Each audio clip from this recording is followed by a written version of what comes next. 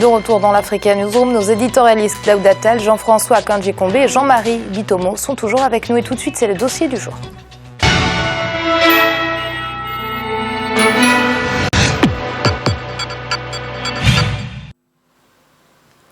Le secteur de l'édition en Afrique subsaharienne francophone est resté jusqu'aux années 1960 quasiment inexistant. De nombreux efforts sont nantés dans certains pays, mais force est de reconnaître que le monde de l'édition dans cette région du continent n'a pas véritablement pris son envol. Quelles sont les raisons de cette situation et comment y remédier? Élément de réponse avec ce reportage de notre correspondant au Gabon, Douglas Toutoum. Sur le continent, de nombreux manuscrits restent dans les tiroirs faute de maisons d'édition. Les auteurs les plus nantis parviennent à publier leurs œuvres, souvent avec leurs propres moyens. Les maisons d'édition qui exercent encore sur le continent présentent des conditions peu favorables aux auteurs.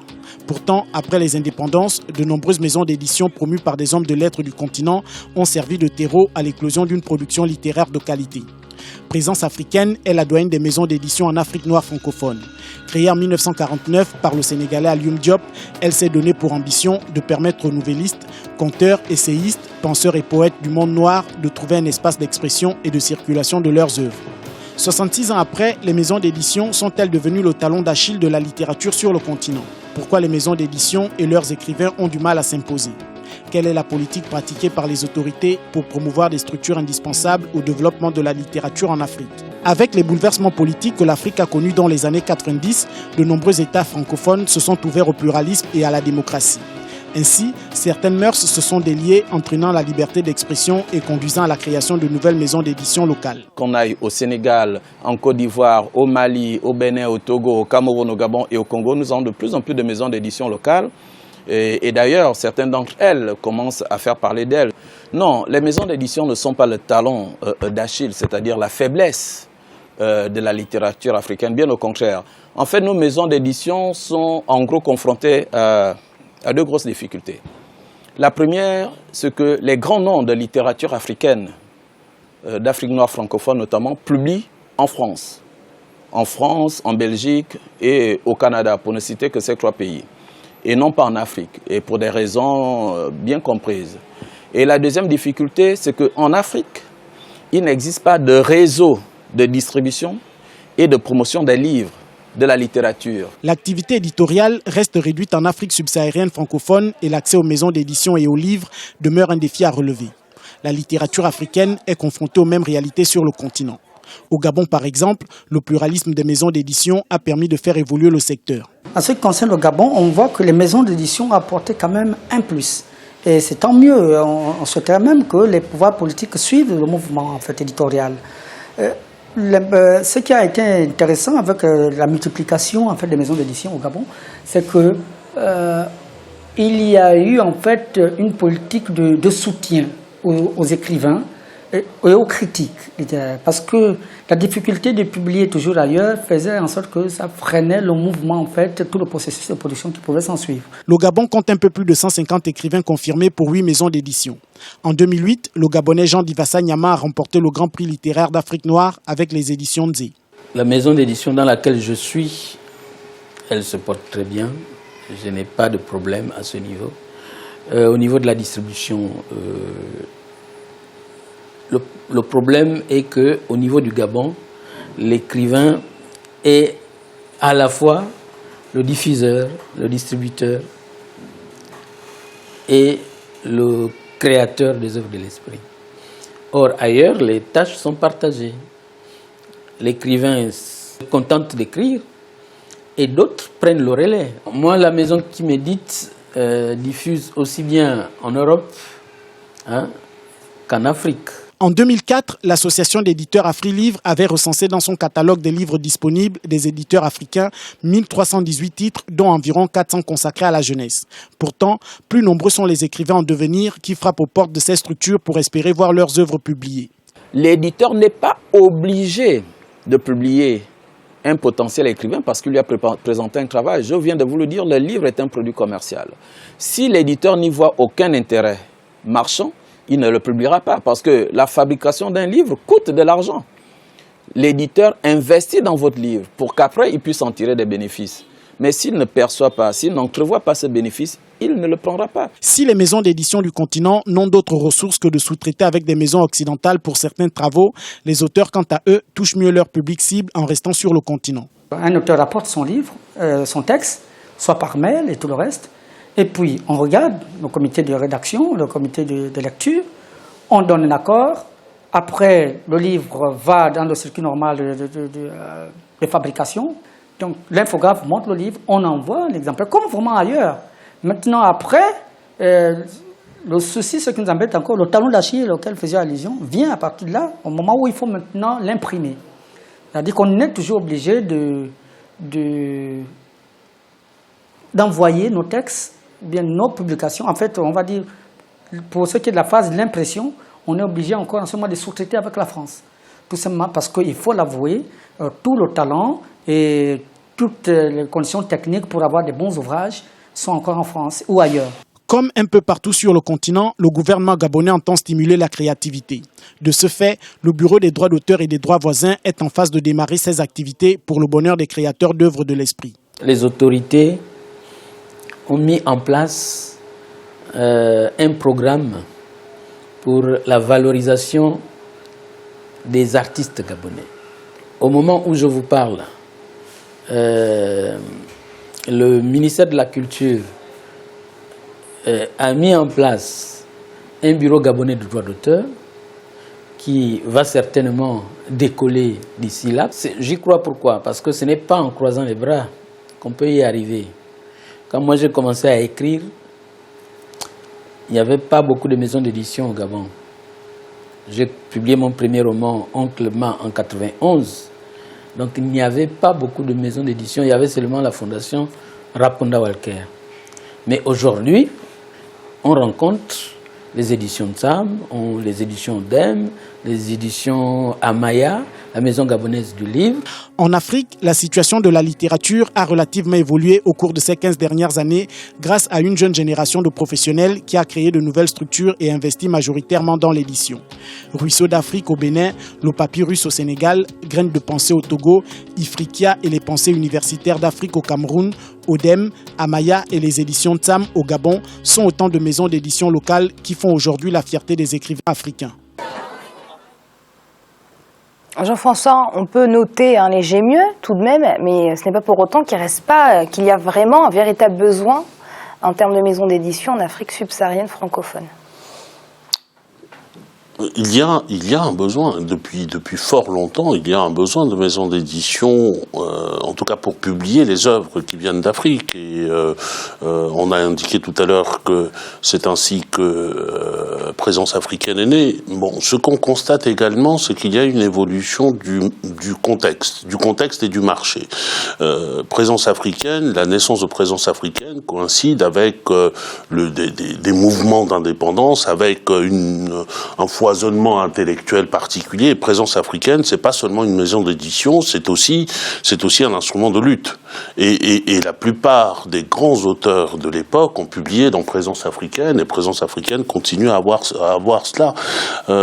Aujourd'hui, bon, c'est une bonne chose, je crois, qu'il y ait des maisons d'édition africaines, mais des maisons d'édition n'existent d'abord que par leurs auteurs. Les auteurs sont aussi ceux qui portent la maison d'édition, fût-elle toute petite, jusqu'à un prix, comme c'était le cas ici, et malheureusement, comme ça a été indiqué dans le reportage, la plupart des grands auteurs bien connus, internationalement connus, qui sont africains, vont publier ailleurs, et notamment dans le monde francophone, il y a des réflexes de venir vers la France, vers un éditeur comme l'Harmattan, par exemple, qui est bien connu en Afrique, subsaharienne, dans la zone francophone, alors même que l'Harmattan a une politique qui est une politique économiquement inique. Il ne paye aucun droit d'auteur à ses auteurs, il ne fait pas des travaux de mise en page, vous devez le faire vous-même, etc. Et puis il en tire de grands bénéfices, d'ailleurs, la maison l'Harmattan. Bon, peu importe. Je pense que les auteurs africains auraient avantage à aider les maisons d'édition africaines à prospérer, d'autant plus qu'aujourd'hui il y a un nouvel élément qui s'introduit sur le marché et qui est un danger pour ces maisons d'édition-là. C'est toute l'édition gratuite sur Internet. où vous venez avec votre manuscrit que vous avez tapé sous Word ou sous PDF, vous le balancez, la mise en page se fait. Enfin, il y a de plus en plus d'Africains qui publient comme ça. Et donc, c'est un facteur qui est une concurrence rude concurrence pour ces maisons d'édition africaines. Daouda, Jean-François a soulevé un problème majeur, cette problématique des auteurs africains qui préfèrent aller se faire publier au Canada, en France, en Belgique. Oui, je pense que c'est une vérité, effectivement, mais je pense aussi que petit à petit, ça va changer, à mon avis, parce que bon, quand on voit, malgré la contrainte qu'il y a avec Internet, qui est en fait un support de remplacement finalement, il y a quand même il y a que les Africains écrivent quand même. Maintenant, qu'est-ce qu'ils écrivent, c'est autre chose. Il est vrai qu'on est passé d'une littérature de lutte des indépendances à maintenant plus de la politique locale, etc. Mais sur les maisons d'édition, pour revenir dessus, bon, Jean-François a parlé d'Harmattan. Effectivement, bon, par exemple, c'est une maison qui se développe dans les pays en Afrique subsaharienne. Moi, j'ai rencontré le directeur de l'Harmattan Sénégal récemment qui m'expliquait leur politique. Il paraît que c'est à la mode maintenant dans ce pays, par exemple. Quand on veut publier, on va chez eux. Et puis, il y a une politique qui est assez intéressante, c'est qu'ils font des journées de rencontres, des soirées thématiques sur des thèmes qui intéressent la société. Donc Ils ont su séduire les auteurs africains. Ça. Ils ont su séduire, l'Harmattan a su séduire les auteurs africains, ce qui n'a peut-être pas été fait par les maisons d'édition africaines. Exactement, et tout à fait, parce qu'il y a un produit qui répond finalement aux besoins locaux, mise en place d'un espace, d'une salle, et ensuite parler des questions africaines, en tout cas locales du pays. Là, on a vu, pour revenir sur le cas du Gabon, Odem, qui est une maison d'édition locale. Donc, moi, je soutiendrais effectivement davantage la création de maisons d'édition locales, nationales, portées par des Africains du pays, qui connaissent bien les réalités et qui ont du coup une politique d'aide aux auteurs, plutôt que simplement une politique capitaliste, comme ça a été dénoncé par Jean-François à juste titre aussi. Jean-Marie, manque d'unités de production, manque de réseau de diffusion, manque de maisons d'édition. Dans un tel contexte, c'est difficile de convaincre les auteurs africains de rester sur le continent. Très très difficile, puisque Daouda vient de sortir le mot, c'est-à-dire c'est la financiarisation. Je dis toujours, le savoir n'est pas, comment dirais-je, une marchandise comme une autre. C'est une marchandise spécifique. Et sur ce plateau, on parle toujours, si vous voulez, de l'agriculture. Bon, il faut que nous développons sur nos points forts. Mais on oublie une chose. Une nation se développe à travers sa culture. Donc cette problématique de maison d'édition que nous avons là est une problématique fondamentale parce qu'elle est beaucoup plus large. Elle intéresse la culture africaine. Multiplier les maisons d'édition en Afrique, c'est-à-dire faire foisonner la culture africaine dans toutes ses dimensions. Dans chaque espace africain que vous avez, vous faites foisonner la culture. Donc la culture, c'est un cadre, si vous voulez, le cadre doit être mis en place par les autorités publiques, comme je l'ai dit tout le temps. La culture, si vous voulez, elle peut générer de l'argent après. C'est comme je parle souvent d'émergence sur ce plateau. L'émergence, c'est un concept dont on nous parle, mais une émergence, ça ne se décrète pas, ça se construit. Il faut construire, si vous voulez, un cadre dans lequel les écrivains africains puissent évoluer pour faire perpétuer notre culture. Nous savons que la culture africaine, c'est l'oralité. Et l'oralité commence à atteindre ses limites. Donc, dès cet instant-là, il est très, très, très important que les pouvoirs publics puissent s'intéresser aux maisons d'édition qui vont perpétuer la culture, si vous voulez, de nos différents espaces en Afrique. C'est pas quelque chose à jeter uniquement sur le marché capitaliste, et c'est dire que bon, dès l'instant que l'État n'a pas les moyens, c'est-à-dire nous laissons notre culture partir à l'extérieur. Il y a une maxime africaine qui dit la chose suivante: un vieux qui meurt en Afrique, c'est une bibliothèque qui brûle. Donc, dès cet instant-là, il faudrait que les États prennent en charge notre culture. Qui sommes-nous? Nous sommes acculturés quotidiennement, alors que nous avons notre culture qui peut très très bien être supportée par les acteurs publics en place. Mettez d'abord le cadre fonctionnel en place et opérationnel et laissez maintenant le marché par la suite venir prendre le relais. S'il n'y a pas cette construction-là, on n'aura pas de maison d'édition. Il y a des efforts qui sont faits, mais derrière, le tout, ce n'est pas de créer une maison d'édition. Encore faut-il lui donner des moyens de fonctionner. Daouda, Jean-Marie l'a très bien expliqué, hein, il y a véritablement une responsabilité de la part des autorités. Oui, une responsabilité de la part des autorités, au moins pour impulser une certaine volonté politique qui favorise un cadre le cadre idéal pour développer des maisons d'édition, effectivement. Mais c'est pas à l'État, bien entendu, de développer des maisons d'édition. Après, il y a un élément important aussi, c'est-à-dire qu'il y a le marché. Jean-Marie en a parlé tout à l'heure. À quoi bon produire, écrire, si ce ne sera pas lu, par exemple, ou alors si les gens n'achètent pas des livres. Bon, ça, le cas n'est pas spécifique à l'Afrique. Le marché du livre dans le monde entier connaît une crise à cause d'Internet, des nouvelles formes aussi de support. Mais il y a cette question quand même aussi, hein, inciter à la lecture et puis voir dans quelle mesure on peut adapter des produits littéraires, en tout cas au pouvoir d'achat des gens localement. Si vous publiez un livre au Gabon, puisqu'on est dans ce pays, combien de Gabonais vont acheter? Bon, c'est une question aussi. Hein. Jean-François, rapidement, et après Jean-Marie, je vous laisse la parole. Je vais nuancer un peu ce que j'ai dit tout à l'heure sur la nécessité de publier dans les maisons d'édition africaines.